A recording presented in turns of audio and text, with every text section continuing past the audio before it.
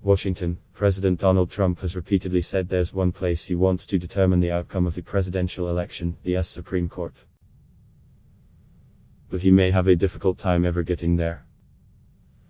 Over the last 2 days, Trump has leaned into the idea that the High Court should get involved in the election as it did in 2000. Then, the court effectively settled the contested election for President George W. Bush in a 5-4 decision that split the court's liberals and conservatives. Today, 6 members of the court are conservatives, including 3 nominated by Trump. But the outcome of this year's election seemed to be shaping up very differently from 2000, when Florida's electoral votes delivered the presidency to George W. Bush. Then, Bush led in Florida and went to court to stop a recount. Trump, for his part, has suggested a strategy that would focus on multiple states where the winning margins appear to be slim. But he might have to persuade the Supreme Court to set aside votes in 2 or more states to prevent Joe Biden from becoming president. Chief Justice John Roberts, for his part, is not likely to want the election to come down to himself and his colleagues. Roberts, who was not on the court for Bush v. Gore in 2000 but was a lawyer for Bush, has often tried to distance the court from the political branches of government and the politics he thinks could hurt the court's reputation. It's also not clear what legal issues might cause the justices to step in. Trump has made repeated, unsubstantiated claims of election fraud.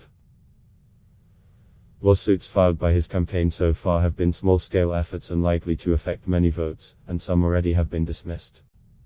Still, Trump has focused on the High Court. In the early morning hours following Election Day he said, "We'll be going to the US Supreme Court, we want all voting to stop." And on Thursday, as Biden inched closer to the 270 electoral college votes needed to win the White House, Trump again told Americans, "It's going to end up, perhaps, at the highest court in the land, we'll see." On Twitter too he urged, US Supreme Court should decide. There is currently one election case at the Supreme Court and it involves a Republican appeal to exclude ballots that arrived after Election Day in the battleground state of Pennsylvania. But whether or not those ballots ultimately are counted seems unlikely to affect who gets the state's electoral votes. Biden opened a narrow lead over Trump on Friday, and any additional mail-in votes probably would help Biden, not the president. Still, Trump's campaign is currently trying to intervene in the case, an appeal of a decision by Pennsylvania's highest court to allow 3 extra days for the receipt and counting of mailed ballots. Because the case is ongoing, the state's top election official has directed that the small number of ballots that arrived in that window, before 5 p.m. Friday, be separated but counted.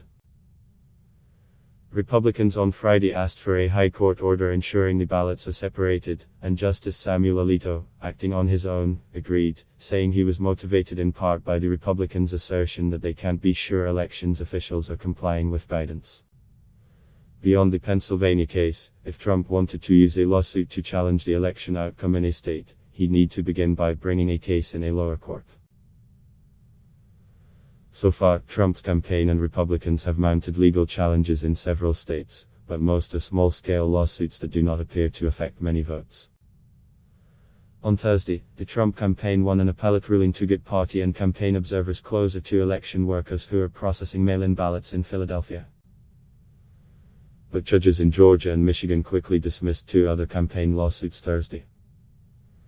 Trump and his campaign have promised even more legal action, making unsubstantiated allegations of election fraud. Biden's campaign, meanwhile, has called the existing lawsuits meritless, more political strategy than legal. I want to emphasize that for their purposes these lawsuits don't have to have merit. That's not the purpose. It is to create an opportunity for them to message falsely about what's taking place in the electoral process, lawyer Bob Bauer said Thursday, accusing the Trump campaign of continually alleging irregularities, failures of the system and fraud without any basis. On the other side, Trump's campaign manager Bill Stepien, in a call with reporters Thursday morning, said that every night the president goes to bed with a lead, and every night new votes are mysteriously found in a sack. It's common in presidential elections to have vote counting continue after Election Day, however. And while most states make Election Day the deadline to receive mailed-in ballots, 22 states minus 10 of which backed Trump in the 2016 election, have a post-Election Day deadline. _______ Mark Levy in Harrisburg, Pennsylvania, contributed to this report.